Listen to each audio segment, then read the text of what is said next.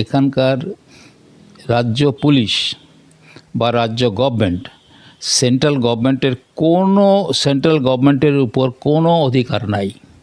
তারা কি করবে কি না করবে তাকে কিছু করা তার কোনো পাওয়ার নাই, 1 নম্বর। আর এইবার হচ্ছে মুখ্যমন্ত্রীকে অ্যারেস্ট করা। এটাও তো ঠিক যে তারা একজন মন্ত্রীকে অ্যারেস্ট করেছিল, ইডি অ্যারেস্ট করেছিল পার্থকে তো অ্যারেস্ট কোনো রুটিন দিয়ে মানে নোটিশ দিয়ে অ্যারেস্ট করেছে কি? মোটেই করে নাই।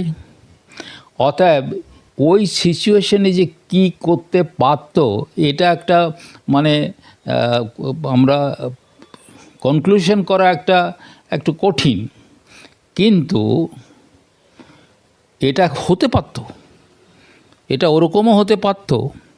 আর যেরকম হয়েছে সেটা আমার মনে হয় আমি যদি ইডির অফিসার হতাম আমরা, তাহলে আমরা যেটা করেছি সেটা সঠিক করেছি।